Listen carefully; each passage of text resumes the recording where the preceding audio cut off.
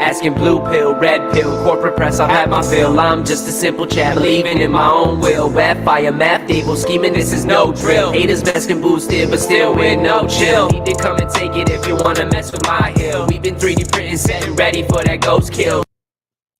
Hello, Canada, and welcome back to another episode of The Maple Pill. As always, I'm your host, Matt McKeever, and you probably guessed based upon the thumbnail or just the news cycle, if you were exposed to it at all over essentially the last 24 hours, pretty much since we wrapped up the last episode of The Maple Pill. Tonight, we're going to be spending a chunk of time talking about Roe versus Wade, presumably about to be overturned by the Supreme Court in the United States. In addition, I do have a full course of maple pills, but we'll probably try and plow through those at the end of the show because I think it's worth spending some time and exploring or discussing the subject matter of abortion. If you guys are new to the channel, this is going to be a pretty divisive episode to join me with, but I'll quickly try and catch you up to speed on how my thought process has evolved, and then let's get into a little bit more fact-oriented discussions as well. We're going to be looking at, will this impact Canada? And I think it will impact Canada, sort of, and how it's going to impact Canada. I'd love to hear your thoughts, your opinions. Obviously, this is a very sensitive, nuanced subject matter, so let's keep it from dunking on each other in the comments to a minimum. But yeah, I would love to hear where you kind of stand on this subject matter. So as I've mentioned previously on the Maple Pill, had you asked me 5-10 years ago, I think I would have had a pretty straightforward answer. I would have said I was pro-choice, that, I don't want the government being involved in individual medical decisions. And honestly, over the last 5 years, it's really, my position's evolved dramatically, where now I would say I'm pro-life. But again, a lot of it honestly comes down to your definitions of terms, right? So we're going to get into that in a second. But yeah, this is a hot subject matter. And I think, there will be significant consequences in the United States to this. Tim Pool has regularly talked about it on his YouTube channel, that he believes it could be one of the sparks that could actually really cause a civil war or cultural civil war in the United States. It seems possible to me. It doesn't necessarily seem like a high probability, but certainly I could understand how the dominoes could fall and it could trigger real conflict in the United States. Particularly, it honestly feels like we're coming back into riot season in the United States. And, we didn't have nearly as many riots last year as we did the year before. And I don't know. We'll see how this all plays out. And I guess before even getting into like the more nuanced subject matter, the last thing I can't help but kind of wonder on this subject matter, and this is definitely a black pill take, is, how important is this really to the average person? And, how much of this is really being driven by rhetoric from extremes on either side that are trying to really, get the majority of individuals to commit to a position on this subject matter? Because honestly, I suspect that the average person, probably, if you really push them and trying to get to the bottom of their understanding of the subject matter, it probably is a lot more nuanced than just being a black or white subject matter. But yeah, so first of all, my kind of position, and oftentimes people that support legalization of abortion will say a phrase like safe, legal, rare. And I definitely think that, at least on the surface, that sounds great. Safe, legal, and rare. I don't think anyone wants it to be unsafe. I don't think anyone wants it to be completely illegal, all medical procedures that could essentially result in the death of a fetus. And again, we'll circle back to that in a second. And then rare being this idea that what I've seen in some TikTok culture of like shout your abortion. Again, that's, to me, feels like it has to be a politicized minority of individuals that are doing that. And we're going to get into some of the crazy social media posts in a second. But yeah, I think a few definitions that people need to be very clear on if you're even going to try and wade into this debate, or really even get a firm understanding of your personal position on it, rather than just, emotionally reacting to a very emotional subject matter, is one, when does life start, right? And I think, at bare minimum, most people are going to agree that, well, certainly at birth, life starts, right? And then as you kind of walk that back, is a late term pregnancy, is that life at that point in time? Again, I suspect the majority of people would lean yes. But oftentimes this discussion gets obfuscated by, another important definition, which is what really is an abortion and what's like a necessary medical procedure. So, at least for the purpose of this discussion, I'm really going to frame abortion as being essentially like an option, a choice. It wasn't necessarily something that was required, right? So and this is what really changed my opinion on this entire subject matter. Um, when we're looking at like a medical procedure to save the mother, again, the goal isn't necessarily to go in there and abort the fetus. That may be a tangential effect or a second degree effect to the situation. But again, the goal was to save the mother, and maybe that meant that the fetus had to die. Whereas an abortion is going in with the sole intention or purpose of aborting the fetus. So again, from my personal opinion, that's the reason I guess my views have evolved so dramatically over the last few years is, starting to really think about like when does life begin, as well as what's the difference between a medical procedure that has, the unintended or not direct intended consequences of aborting a fetus versus directly your sole intention with this medical procedure is aborting a fetus. So yeah, that's kind of my initial take and breakdown of my position on it. Again, love to hear your thoughts and your opinions, but let's jump over to what really triggered this entire discussion. So this is from Politico. It broke late last night. Supreme Court has voted to overturn abortion rights, draft opinion shows. And again, even there's more to this story than just talking about the Supreme Court's choice. Also, the fact that this was leaked to Politico has serious consequences, right? Now, whether you think it should or shouldn't have been leaked and whether you think this was politically motivated, well, one, it's really hard for me to not think it's politically motivated. But, taking a step back and understanding that, Edward Snowden, he leaks information about NSA, government spying. When we look at WikiLeaks and drone strikes and all that stuff, a lot of that, the American state was immediately willing to demonize and want to destroy any individual that was a whistleblower. And now I see a lot of people that probably, I would hope, previously supported Snowden in that now, or actually, sorry, let me take a step back. A lot of people that support Snowden as a whistleblower, I think, would denounce the leaking of this information to Politico. And I think it's also true of the inverse. So people that didn't support Snowden, that, thought we need to protect the deep state, also feel like they're the ones that are saying that this is important and that whoever leaked it should be protected as a whistleblower. I don't think that these are apple to apple comparisons necessarily, but it is just kind of an interesting observation that at least I stumbled into in the depths and the chaos that is Twitter these days, because there's a lot of shit being posted. So again, if you guys want to spend some time and understand exactly what the Supreme Court or what direction it appears the Supreme Court is headed, definitely spending some time on this Politico article would be step one, and you can essentially read through the entire initial draft to get a better understanding. But one thing that I think is important to understand, and we'll highlight it in an article in a little bit as well, is that, Roe versus Wade being overturned doesn't automatically doesn't automatically mean abortions are going to be banned outright. Now, again, that being said, a lot of red states do have laws in place that essentially the moment it is officially overturned would trigger them to implement either more restrictions around abortions or outright making them illegal. And again, this is very much a state by state situation. So like, if you're curious to get into the nuances, you're going to literally have to look at each of the 50 states' positions. So yeah, article from Politico, link in the video description down below, like all the links we're going to cover. But thankfully, in this time of chaos and rhetoric and potential civil war, we've got such a statesman as Joe Biden to break down for us exactly, he clears everything up in about 50 seconds. So let's just listen to him. What all basic mainstream religions have historically concluded, that the existence of a human life and being is a question.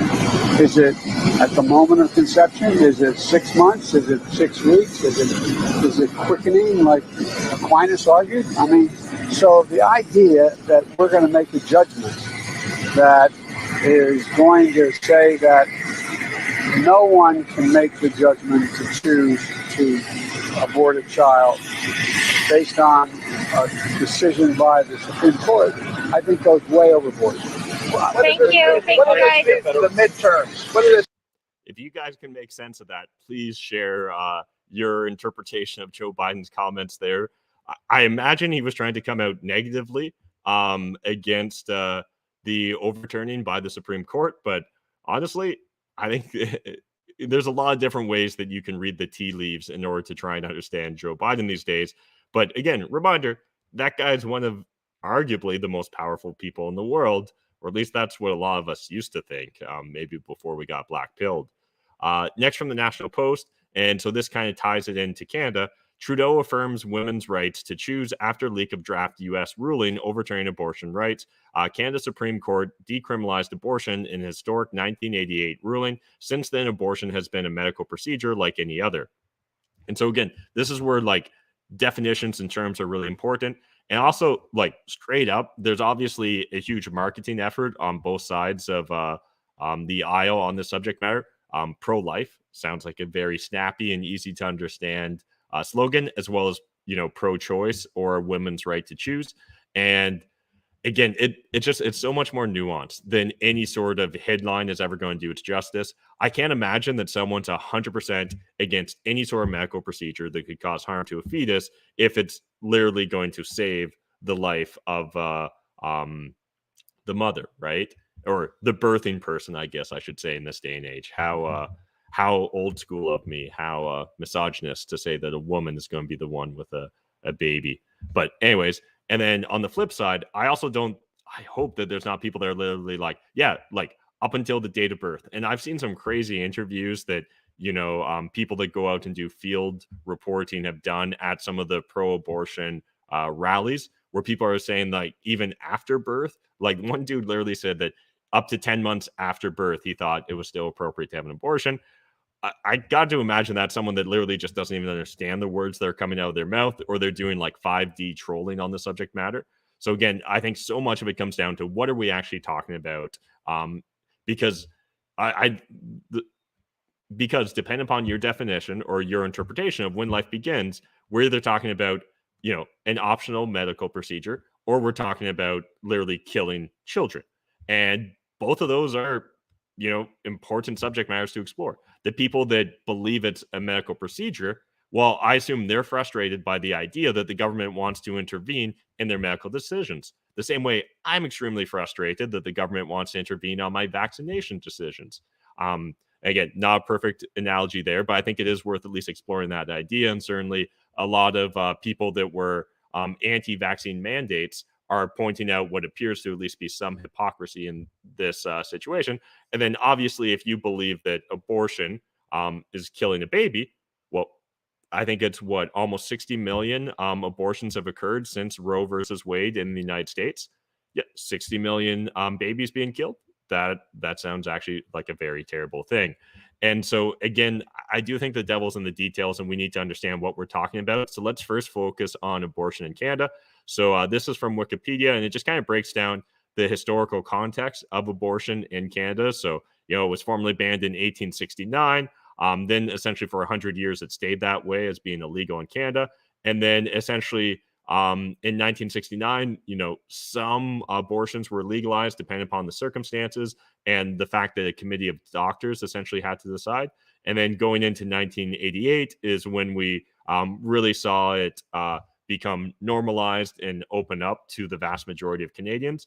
And so this is one thing that at least I want to highlight when we're talking about this subject matter, because again, from a principle standpoint, I know where I stand on the subject matter, but I think it is worth at least understanding in the context of like, what are we actually talking about here, right? So roughly 90% of abortions are performed within the first trimester, so 12 weeks.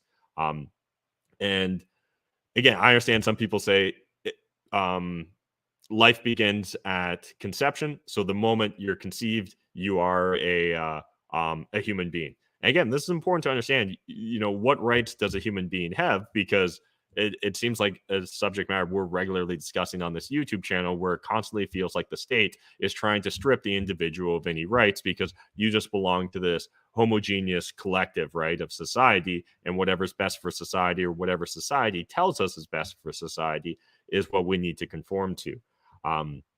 So now jumping over to this is the Abortion Rights Coalition of Canada.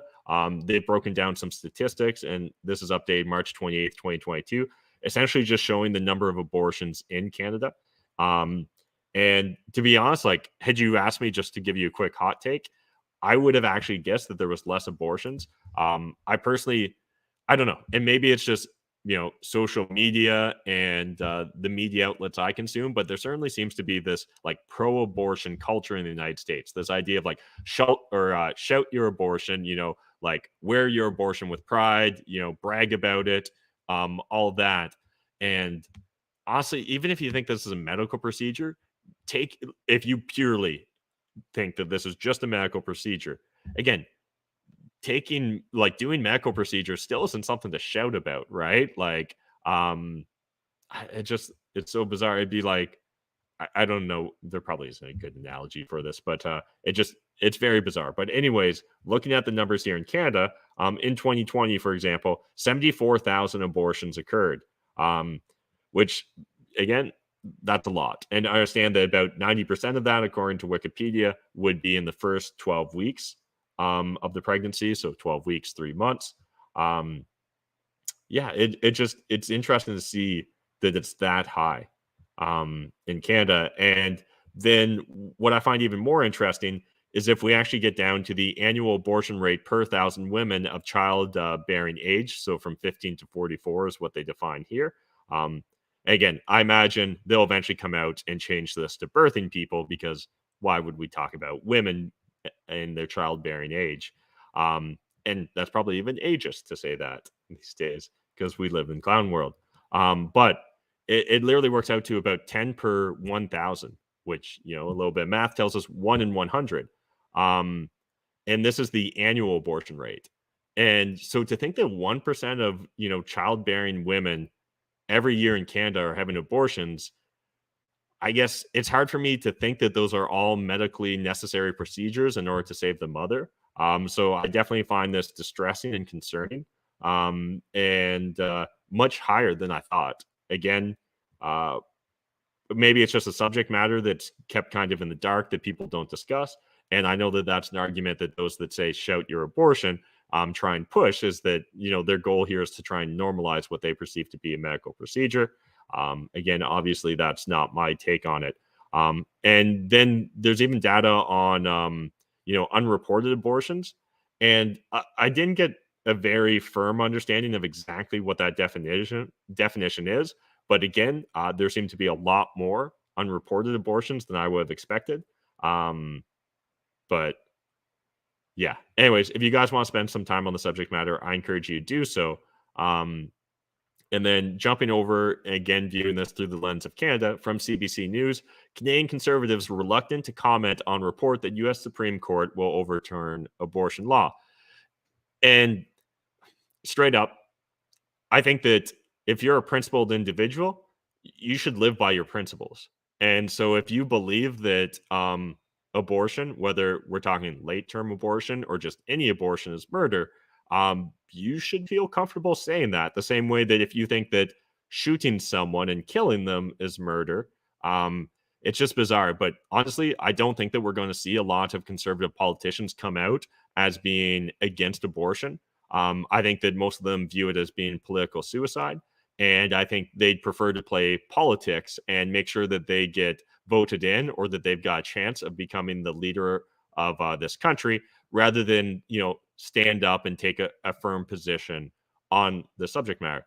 And I guess one question I've been asking myself recently, even before this, because again, we've talked about this previously on the show a bit, is like, where's my line in the sand, right? Like, obviously, I'm not literally out protesting at abortion clinics. I'm not making this a hill to die on the way that maybe other social movements, I naturally feel inclined to make them want to be the hill I die on. So honestly, it's just something that I regularly ask myself, because I'd like to think that, again, using just the basic numbers here, if I thought the state was trying to kill 75,000 Canadians a year, I would like to think that I would stand up and speak out. And yet, obviously, I don't do it the same way that if they were literally, using a gas chamber, or they were, injecting individuals and euthanizing them in hospitals or long-term care or whatever. So again, my position's evolved on this in the past. It may evolve in the future, but I think the thing that if you want to actually try and get to the bottom of where you stand on the subject matter, you have to ask yourself, when does life start and what's your definition of abortion? Because again, if we remove medically necessary procedures, and again, even that becomes a gray area. Like I can understand how individuals could push that then, right? Like, well, I'm so depressed the fact that I'm pregnant that if I don't get an abortion, this will impact my mental health or I may self-harm or whatever. At that point in time, is that a medically necessary procedure? No matter, I guess, like, not no matter where you stand, but if you stand on the pro-life position, I think the biggest thing here is trying to educate individuals. And while maybe showing them graphic images of aborted fetuses may change some people's positions, I think more just educating and trying to get into the nuances of the subject matter, I hope would flip more people into taking a pro-life or quasi pro-life position, again, on these extremely nuanced subject matters. And I'd love to hear your thoughts and opinions as well. But I think CBC News is right on this, that most Canadian conservatives will be reluctant or will refuse to comment on this. And I think it's because they either don't know where they stand on this or they're scared of being judged politically. Next from Toronto Sun, Kinsella, overturning Roe versus Wade will have big Canadian political consequences. Do you think Trudeau will ever hesitate to use a divisive social issue to pulverize his conservative opponents? And so, yeah, I think this will be the biggest play or the biggest impact that this is going to have on Canadian politics is, in my opinion, going to be fear mongering from the NDP and the Liberals that the Conservative Party wants to outright ban all types of abortions. And I think that you will see at least a small fracturing of the Conservative Party. Again, I think the vast majority of conservatives will try and stay away from the subject matter, but those that are principled, I think, will feel compelled to speak up, and that will cause them to be ostracized and demonized by the greater majority. And again, I can't help but feel like the reason that that's going to happen is because the greater majority just haven't spent enough time really thinking about these serious subject matters. Next from the Toronto Sun, American abortion fight soon to become an issue for Trudeau. What we will see is polarization, division, and anger, all stoked by politicians seeking political gain. I think that second sentence there is important. What we will see is polarization, division, and anger, all stoked by politicians seeking political gain. Yeah, because while certainly this occurring in the US is going to bring it up in the culture of Canada, if you were strongly against it beforehand, you should have already made your opinions known, in my opinion. And if you were strongly for it beforehand, again, you should have probably already made your positions known. And yet, I think that we're going to see this really cause a lot of division in Canada, particularly amongst the Conservative Party.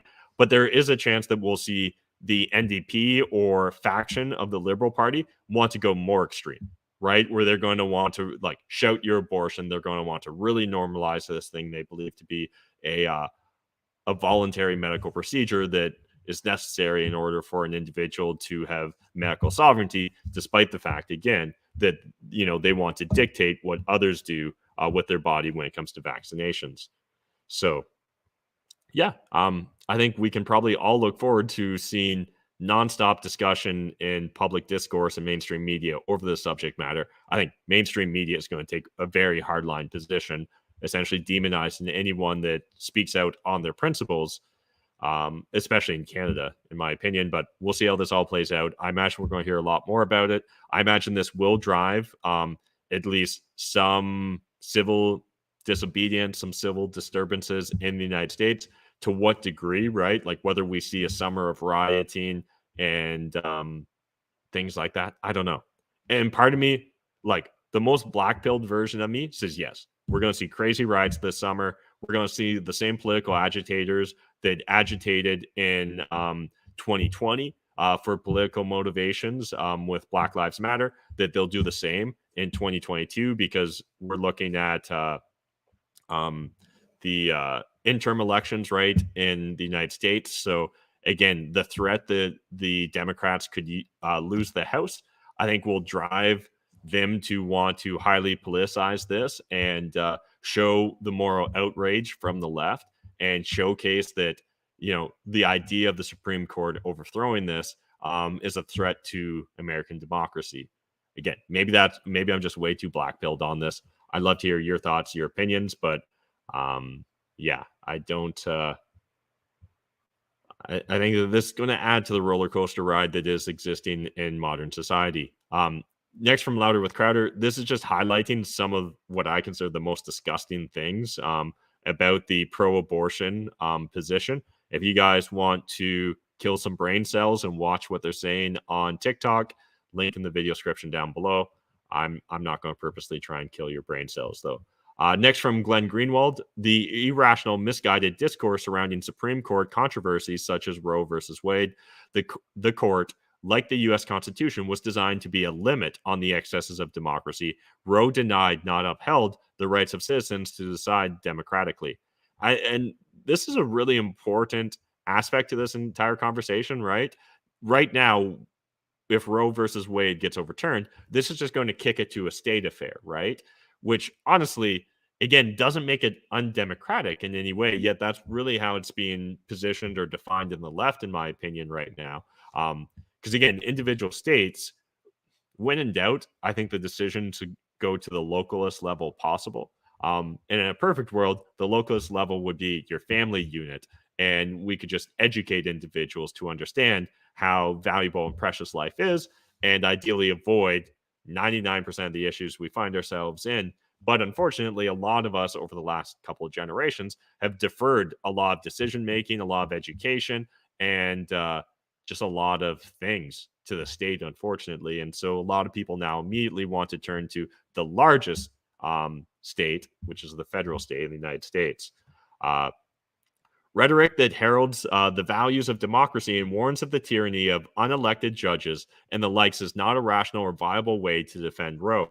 That abortion rights should be decided democratically rather than by a secret tribunal of unelected men in robes is and always has been the anti-Roe argument. The right of the people to decide rather than judges is the primary value which Alito repeatedly invokes in defending the overruling of Roe and once again empowering citizens through their elected representatives to make these decisions.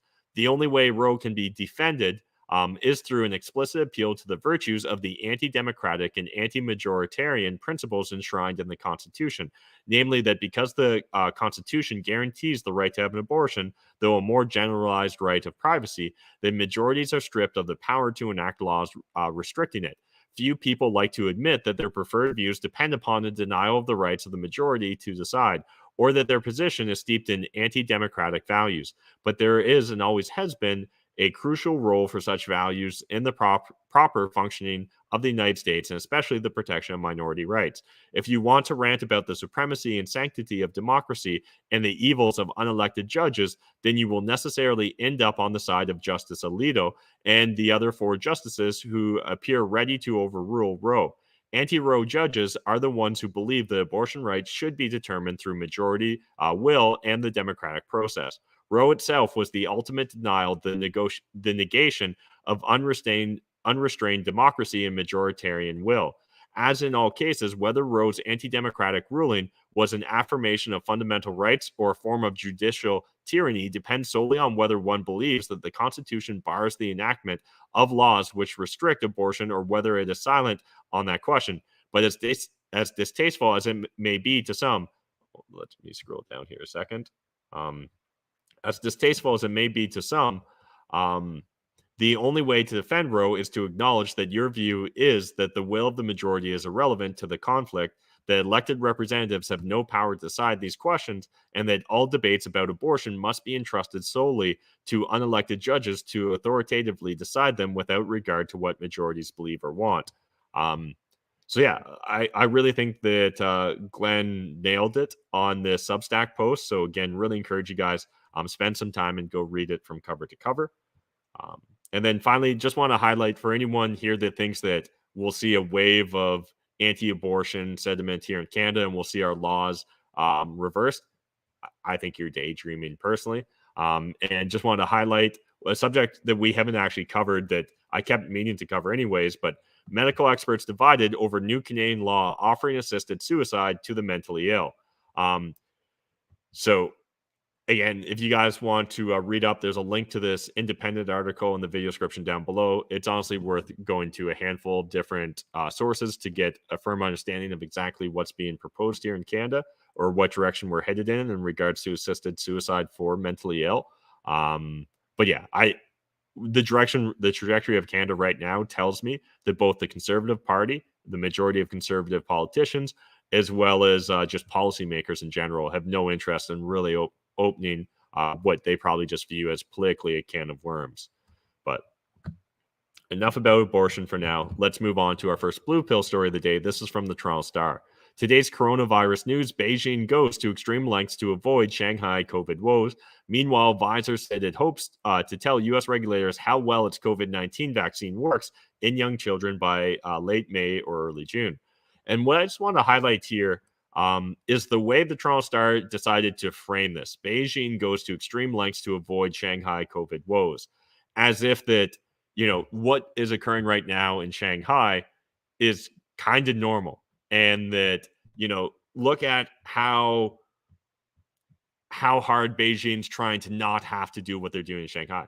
No, they never had to do what they're doing in Shanghai, and that's complete bullshit. I'm just so tired of this narrative choosing to frame or normalize what's going on in China right now. Again, mainstream media in Canada has been blind, barely covered it at any point in time. The only time that we've picked up on when mainstream media was talking about it was a couple of weeks ago. It was a Friday. I think they were honestly hoping it was going to be a slow news day because it was the holiday Friday, and they were just hoping to slip that story through the cracks while still at least appearing to give coverage to it. But if you guys want to see the Toronto Star spin, link in the video description down below. Switching gears now from better dwelling, Canadian real estate prices are growing multiples of other G7 housing bubbles. We've covered this a lot. Better dwelling is one of the better sources for understanding what a crazy real estate cycle we find ourselves in Canada. If you want to look at another graph that just makes you shake your head at how crazy real estate is in Canada, well, here it is. And we've had a lot of graphs to shake our heads at, so I'm going to keep rolling here. Next, from Global News, Saskatchewan to raise minimum wage to $13 per hour in October, 15 by 2024. If minimum wage laws fix poverty, government would have fixed it a long time ago. If you could just mandate riches to individuals, governments would have done it a long time ago. This is all just political grandstanding. In fact, it honestly, and again, you can read up on it from different Austrian economists and honestly just rational individuals, in my opinion.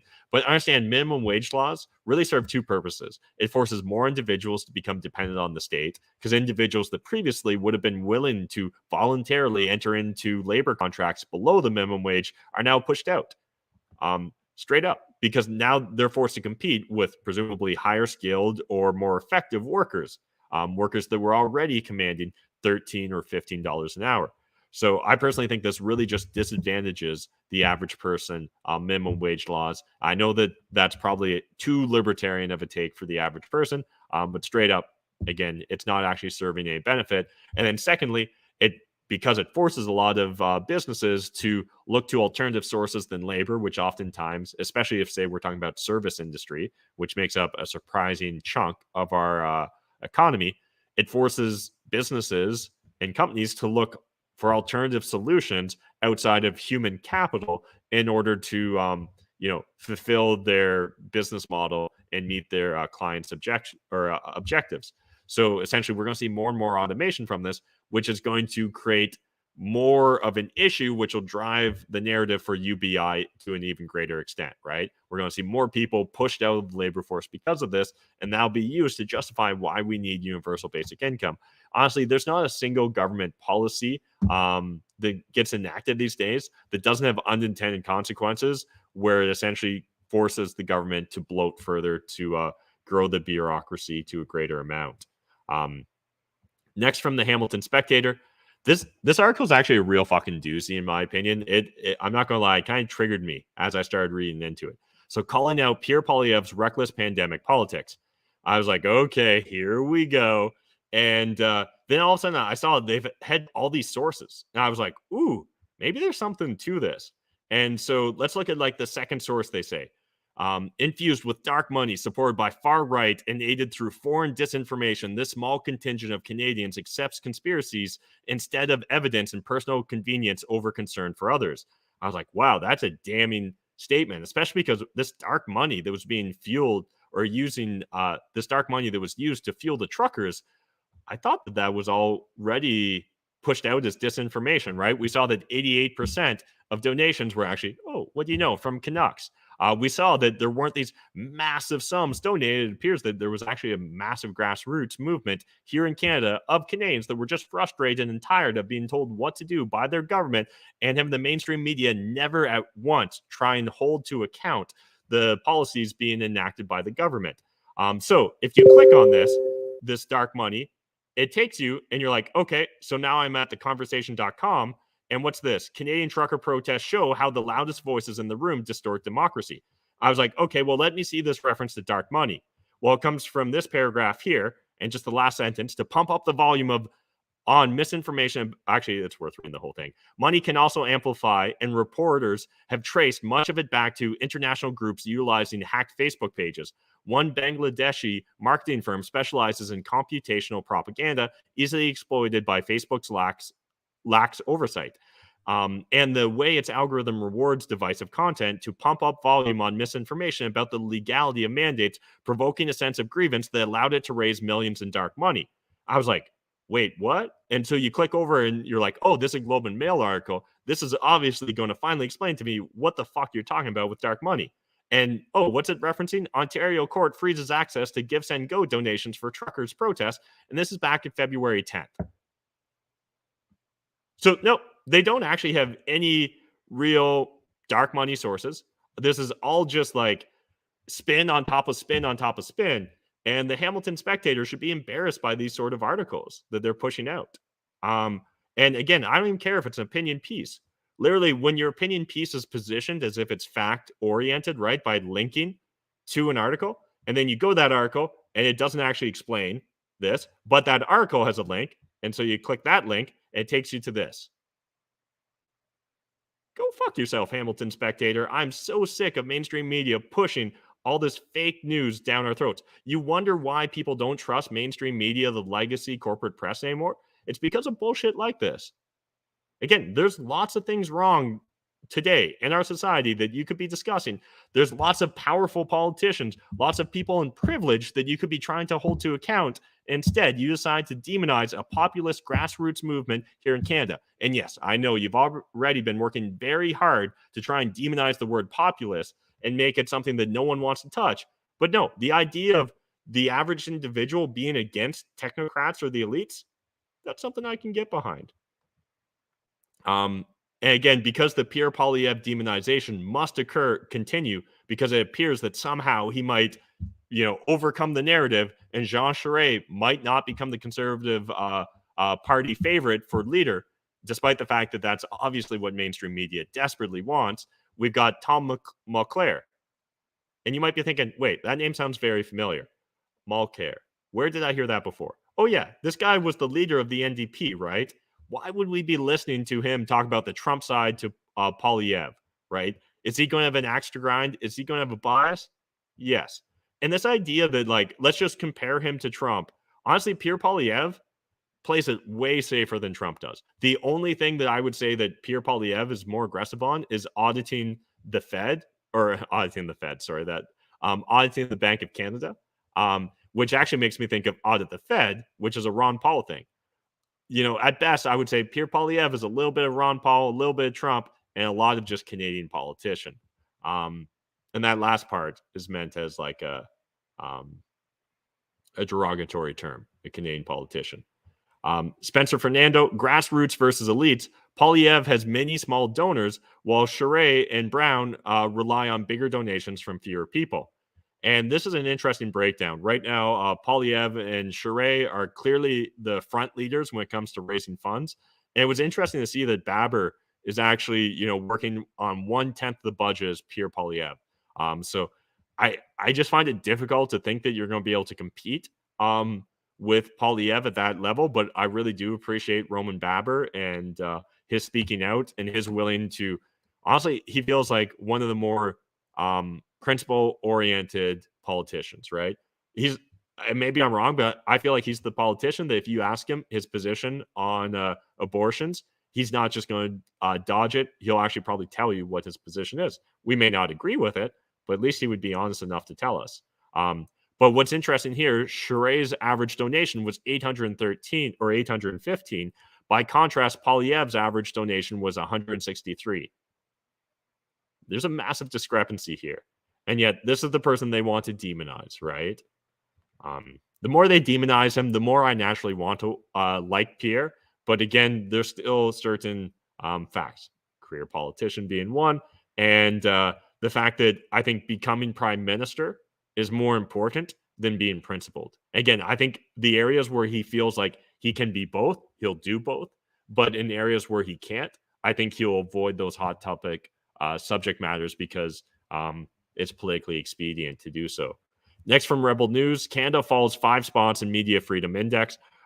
Reporters Without Borders has released their annual ranking of press freedom in countries around the world.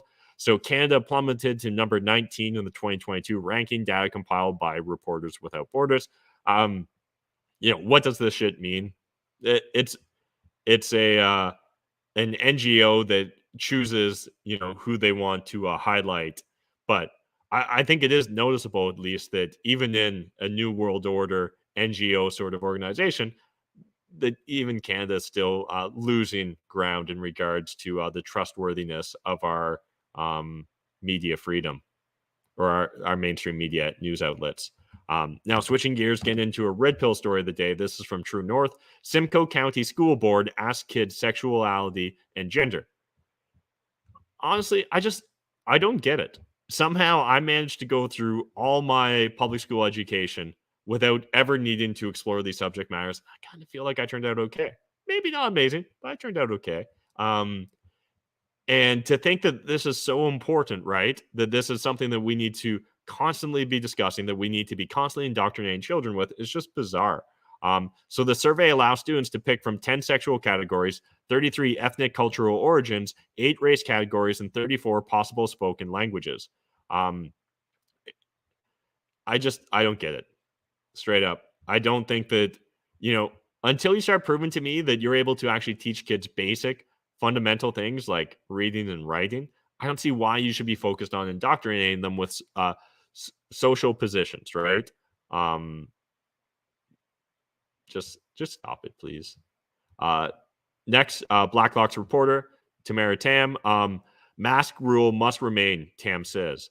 So I would say Canadians who have learned all these different great public health measures, personal protective measures, should consider they keep on going with those layers of protective measures they can put on, not just for COVID-19, but for influenza and other respiratory viruses making a comeback, said Tam.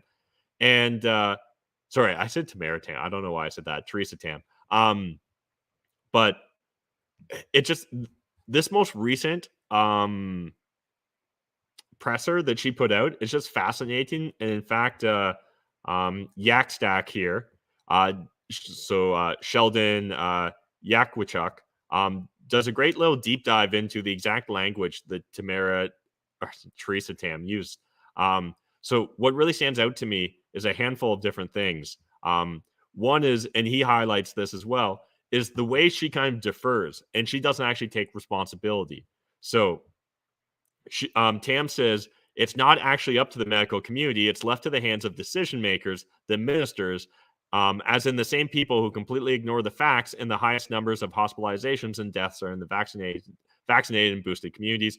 We've covered this previously in other stories, but it is really interesting to see the language evolving here, right? And again, when asked whether we should remove them for domestic travel, mask mandates, and vaccine passports, again, she doubles down, says no, we're in the middle of a 6th wave. Again, forget the fact that the 6th wave, their projections were actually below where their projections were, despite the fact that, we opened up in multiple provinces. The problem is, honestly, the administration, the health officials, they all believe that the Overton window has shifted dramatically enough that this is the new normal. That at this moment in time, you actually need an argument against why masks shouldn't be put in place, why vaccine mandates shouldn't be in place, why unvaccinated Canadians shouldn't be locked down in their own country. That's literally the reality they've chosen to form for themselves. And sadly, I think it's going to take a lot to disabuse them of that position. Next from Fee Stories, why energy prices are projected to increase 50% in 2022 after doubling last year. Yeah, so just right now, if you're thinking $2 a liter is a lot for gas, understand there's a good chance it's going to go higher. So prepare accordingly, I guess. And next from the Ron Paul Institute, and this is going to bring us into our first Black Pill story of the day. This time, NATO better take Putin's Ukraine warning seriously. And it definitely seems like the rhetoric out of both sides is only growing these days in regards to NATO and Russia. In one of the great foreign policy blunders of modern times, U.S. and European leaders repeatedly disregarded Vladimir Putin's warnings that Russia would never tolerate Ukraine becoming a NATO military asset because of resistance from the French and German governments, which had as much to do with Ukraine's chronic corruption as with concerns about Russia's reaction. The alliance delayed offering Kiev a membership action plan, an essential step towards membership. Nevertheless, at the 2008 summit in Bucharest, NATO's existing members ostentatiously insisted that someday Ukraine would join the alliance, and they've repeated that pledge on numerous occasions thereafter. Worse, Western officials typically insisted that Russia would have nothing to say about the matter. Jens Stoltenberg, NATO Secretary General, was especially blunt and arrogant on that score. He similarly rejected Moscow's demands in late 2021 that NATO provide binding security guarantees to Russia, including a commitment that Ukraine would never be offered membership and that NATO military forces would not be deployed in that country. Stoltenberg's response could not have been more uncompromising. NATO has an open door policy.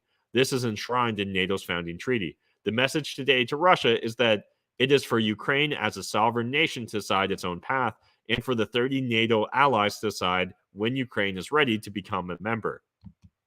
So, again, two reasons I want to share this, because context is important. And secondly, definitely whether Russia is just trying to bluff right now or whether Russia is serious, seeing what's coming out of, Russian news agencies from Russian officials and just in general, the Russian propaganda right now, whether they're talking about how one nuclear submarine could destroy Britain or they're talking about all kinds of other essentially threats. Time will tell whether these are empty threats or not, but I think we're in a more volatile position today than we were a couple months ago. So here we are. Next from Matt Taibbi, PayPal's indie media wipeout. A series of moves against media outlets by PayPal shows the next step in speech control, confiscation. Why won't the company answer questions? And I'm not going to spend a lot of time on this, but I encourage you guys, if you want to look into it, several different independent journalists, media outlets have had their PayPal accounts suspended. This is something we've seen in the past, right? Think back to Parler, right? And essentially being dropped from AWS, so Amazon's servers, as well as being dropped from the App Store. Think about what Gab, the fact that right now with Gab, you essentially just need to you can't download an app. You're going to need to download just the web page from your browser and make an icon out of that if you want to be able to access it easily on your cell phone. Again, it's so fascinating to see the fine line that our crony capitalism is walking these days when it comes to trying to censor media, right? Try and censor political dissidents or those that disagree with the existing regimes. Next from Blacklock's reporter, and this is a decent sized story in and of itself. MPs consider CRA hearings. So I've got a handful of different sources here. CBC News actually does a pretty thorough breakdown of this as well, and the Globe and Mail. So I'm just going to read the headlines and I'll give you my hot take. Battle over secret CRA tax deal, divided staff, launch complaints, documents show. And from Globe and Mail, Conservatives NDP call on CRA commissioner to explain allegations of wrongdoing at Global Tax Division.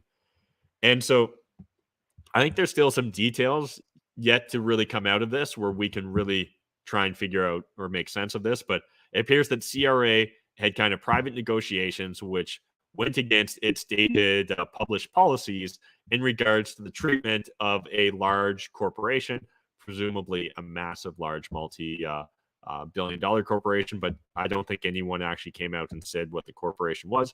But it appears that some whistleblowers within CRA did speak out about it because they felt it was wrong. They felt it was a breach of the purpose of CRA. And I guess 2 points I want to make on this. One, if you believe that somehow the CRA is free of corruption, but other parts of the Canadian government or Canadian institutions aren't, you're just kidding yourself at that point in time. CRA is just as corruptible as any other division or branch or arm of government.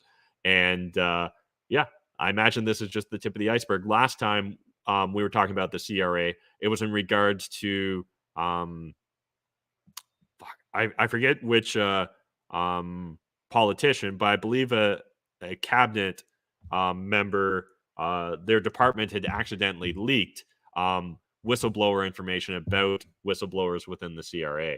And well, again, they said that was just accidental. It's hard to not think that situations like that won't, put the fear of God into other potential whistleblowers. So again, if you guys want to go on a deep dive, link in the video description down below. But let's switch gears into a clown pill story of the day. And honestly, I didn't do any fact checking. For all I know, this could be edited in Photoshop or something like that. I'm not even sure if it matters because we live in such a clown world that I can believe this. So that's where we're at. Either I'm so black-pilled on society that that's the joke of this story, or that we honestly live in such a clown world that apparently the elementary teachers Federation of Ontario was holding a LGBTTTIQQAAPP inclusiveness training. The fact that I can't just know by looking at this whether this is real or fake, I think tells us everything we need to know about where we are as a society these days. Now, trying to take a step away from the black pill or the edge, let's do a couple white pills here. From Rebel News, breaking criminal charge dropped against Alberta pastor who opened his church against COVID restrictions. So Pastor Tim Stevens of Fairview Baptist Church thanks supporters for their prayers, saying that God is good and his church will prevail and the gates of hell cannot stand against it. So, hey, at least one Canadian pastor won't be charged for daring to go against the government mandates and holding religious services during lockdowns. It doesn't take much these days for me to try and find a white pill, I guess is what I'm saying. Next from The Hub, radical, regressive, and ignorant YouTuber JJ McCullough on the Canadian government's attempt to control the internet. This is a great interview. There's air quotes around those terms that were being used for JJ McCullough. So those are terms that his detractors would use against him. It's about an hour long, or 40 minutes long. Definitely worth the listen, just to understand his perspective. And again, I haven't spent a lot of time, but I imagine me and JJ probably have a lot of differencing opinions when it comes to politics. But I'm really glad to see him speaking out against the government's attempt to continuously throttle and control the internet and free speech here in Canada. Another white pill, Serbia will remove all entry and travel restrictions from tomorrow. Again, just nice to see other countries opening up, and hopefully someday when it's just Canada and China that's still, COVID crazy, we'll eventually be able to have our rights and freedoms returned to us from the government. Yeah, person can dream, right? And then finally, 2 memes I want to share with you guys. This first one's not really a meme, but it feels like it is. It's literally just from a conversation. Big fan of Michael Malice, and Lex Friedman's great as well. Love Lex's podcast. And whenever they're together, great conversations ensue. I think there's 3 episodes of Lex Friedman, or of Lex Friedman's podcast with Michael Malice. I encourage you guys to watch all of them. But Lex asks, what is the problem with the state? Michael Malice responds, it exists.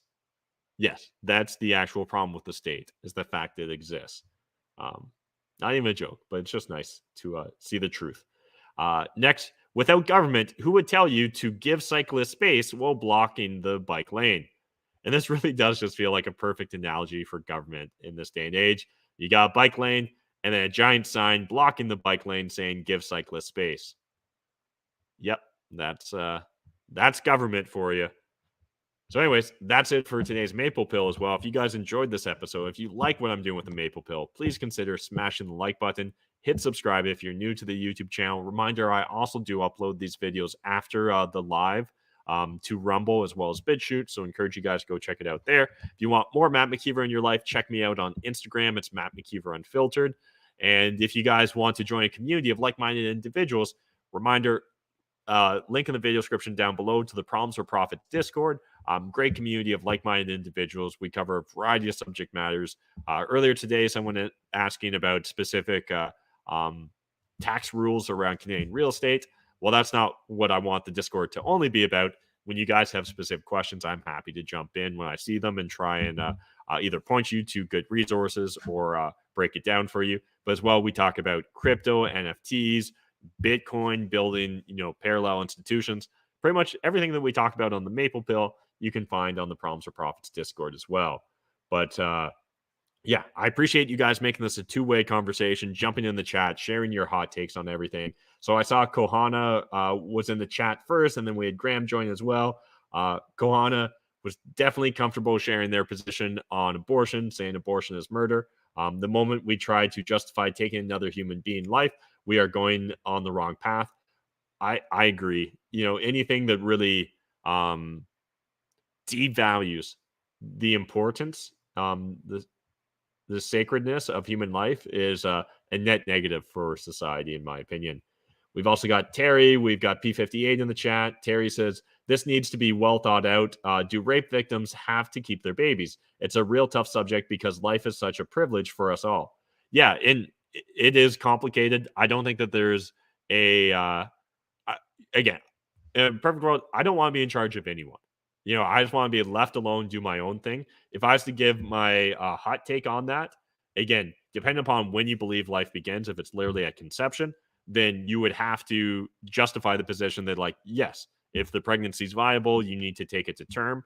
And the logic there is that the child is innocent in this situation, right? So you can't just choose to infringe upon their rights in order to try and give rights to the mother to abort the child.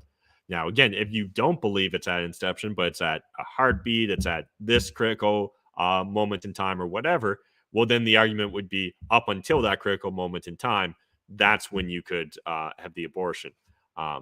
Again, complicated, but I think what we need to really be thinking about is, do we want to solely have all our rules and regulations built upon edge case scenarios, or do we want to cover the majority of situations? And so, for me, I think step one is, let's make sure that we're really trying to keep those, we try and push policy, and honestly, policy is just following, the collective consciousness or where society is. Let's try and push societal understanding towards really thinking about these nuanced subject matters. And at least we should be able to get rid of late-term abortions, right? We should be able to get rid of several of the different categories of abortions that currently occur both in Canada and the US to this day. And again, I don't suspect that you're going to get an all encompassing policy change in Canada, right? I think that it's going to have to be, no pun intended here, but small steps or baby steps in that direction. And yeah, again, complicated. And this is just my opinion. I'm not looking to try and govern or judge over anyone else. That's why I think in a perfect world, you literally take it to the localist level, which is the family unit. And yeah. Sam Sand says, hey, Matt, Leslie Frazier, the soul and spirit are planted at the conception. That's why John the Baptist leapt in the womb when Mary visited her cousin Elizabeth. I know Les knows his Bible, so I'll take your word on that because you definitely know it a lot better than I do. Stanley James, time to save the lives of the unspoken. Hey, everyone, says Benjamin. Terry, people that truly don't want a child will find a way. Sometimes there may be legitimate reasons, and I don't feel that we can pick and choose about medical decisions. It's still sad to lose a life. Terry responds, Leslie Frazier, I believe that too. As soon as sperm gets in the egg, a soul begins to form. If conditions are right, it becomes a living, breathing baby. Farzana's in the chat. Jedi, Dick Sensei. Execute Order 66. I've got no idea what that means, Jedi. I think that you're a first-time commenter, so I don't know whether that's spam or trolling or whether that's in good intention. Kohana, I know many women who had high-risk pregnancies and still refused to have an abortion. In my experience, being around many women who had abortions, they do it for selfish purposes. Yeah, I would like to think that it's a very individual, context-oriented situation for every person. Again, the shit I see on TikTok, the pieces of social media, they're the most extreme. The idea of shout your abortion, or like, the idea of like, oh, you get another sticker for another abortion. If you find yourself in a situation where, your life's not being threatened and you have to, in your lifetime, you have more than one abortion, that says something about the society we're in, right? It says something about you as a human being, in my humble opinion. There's a lot of other ways to avoid conceiving. And abortion, again, rare, safe, legal, I think should be the focus of many policymakers. Terry says, Kohana, absolutely. People can be selfish and society will absorb unwanted children, or they will raise themselves because parents don't care. Yeah, it's just like, if I wanted to kind of be black-pilled or give a unique take on this, I just say it's fascinating that the state is down with just killing millions of children. But the moment the child's around, they want to indoctrinate and educate that child to the fullest extent possible. It just feels like there's an irony there. You think that they'd want all the children so that they can just make them wards of the state, but that's not the case. Parenting is hard from what I've seen. Hope to be one soon as well, but some people just shouldn't have offspring. Again, that's not to say, like, you can find yourself with a unexpected or unwanted pregnancy. You can take it to term. You can then give it up for adoption, right? Versus abortion. Terry says, all money is dark except Bitcoin, right, Matt? Bitcoin is the purest currency that we're going to find, I think, in our day and age. So, I'm going to say that Bitcoin is the light and fiat is definitely darkness. Because again, like, think back to whether we're talking about housing affordability, whether the fact the government feels compelled to raise minimum wage. If you actually cared about the poorest amongst us, you wouldn't have inflation. You also probably wouldn't have things like consumption taxes, right? We wouldn't have things like GST because those things are going to disproportionately impact the poor segments of society. If you really wanted to try and help them, you would cut out inflation immediately and create some sort of hard currency, ideally backed by Bitcoin. But again, if you want to go commodity based, I can get behind that to a certain extent, depending upon the commodity. Gold seems like a valid option. And if people could all of a sudden start trusting that their money wasn't just going to evaporate or become worth less year over year, because that's what the government literally plans. That's what the Bank of Canada's mandate is. Try and keep inflation between 1-3%. They almost never are able to do that. But, in theory, that's their plan. And then it ends up actually being, it's like 7, 8, maybe 10%, depending on how you want to actually register what inflation's at.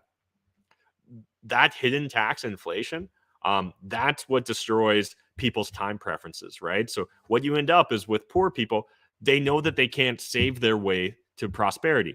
So either they feel helpless and they feel unmoored and just lost at sea, right? And society doesn't care, or they feel like they need to get rich quick. They need to turn to crime. They need to turn to other sorts of Ponzi economics in order to try and make enough money, accumulate enough that they can get ahead of the inflation curve. Koana says, poor Babber. He's kind of cool, though. Yeah, I agree. I think it's an uphill battle, but hopefully, if nothing else, this is going to sharpen him for future opportunities. Because, again, I do believe that he's got great intentions from everything I've seen. Terry says, your clown pill, Citadel. I agree. Alphabet pronoun community are mentally ill, yet I'm considered crazy for wanting abortions to be banned. We do find ourselves in unique times. Abdul saying LLGGGGQQQTTTIIPP, or as Dave Chappelle calls them, the alphabet people. Yes. And just the alphabet continues to grow. At this point in time, like if you read some of their experts' opinions, their experts will tell you that over 50% of people identify as non-binary or one of these letters being presented. It literally has gotten to the point now where they're just expanding it to such an extent that they're just going to encompass everyone except for a fringe minority that they'll choose to demonize as the outer, the outcast, right? Because any sort of large group of humans naturally needs an enemy, because it seems to be the only thing we can rally around is hate. But Kohana, I love Lex and Malice together. 100% agree. Terry saying, Kohana, you're not crazy, but does need to be rare exceptions. I joined your Discord today. That's awesome, Sam. Appreciate it. Too bad J2 Free Faster holding no punches back with that comment.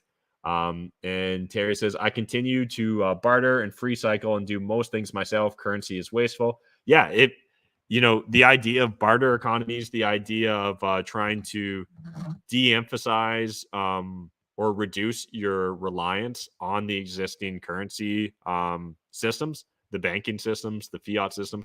That's cool. In fact, I think that's admirable, and it's something that all of us should try and make efforts towards, as well as the idea of, as we chatted about in the past, the idea of like a Bitcoin, closed economy, a closed loop, a recirculating economy. There's a lot of different terms and kind of language that people will use in that regards, but again, to me, we need to just focus on local, build those local parallel institutions. I don't think we should put our faith in any political party or any savior individual that claims that they're going to fix society, that they're going to fix the government. Again, they might be able to nudge it in a slightly better direction than it currently is headed. But to think that without a whole cloth strategy, you're going to fix everything that's wrong with society, I think it's naive. And I think when we give over too much power, or we expect too much of these savior figures or these giant institutions, it's easy for us then to choose to become complacent, right? Because it's no longer in our hands. It's no longer a local decision. So we'll just wait until the powers that be get around to making changes. So, yeah, we're all individually responsible, and that's actually a good thing. And all of us, myself included, need to just take more individual responsibility, focus on bettering our positions and lives and the lives of those around us. And I think that you'll get that trickle-down effect if we really focus on just settling our house, putting it in position first. But anyways, appreciate you guys hanging out with me. I know we went a little bit long on this episode.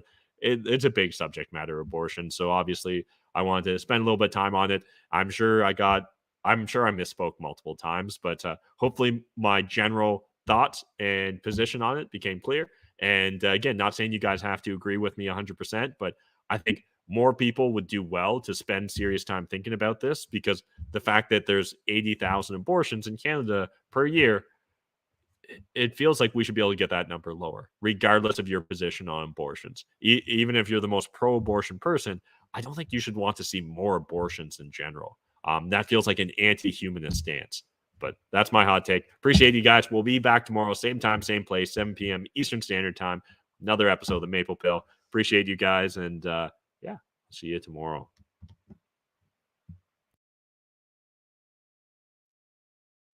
Asking blue pill, red pill, corporate press, I've had my fill. I'm just a simple chat, believing in my own will. Web fire, math, evil scheming, this is no drill. Haters masking boosted, but still with no chill. Need to come and take it if you wanna mess with my hill. We've been 3D printing, set ready for that ghost kill.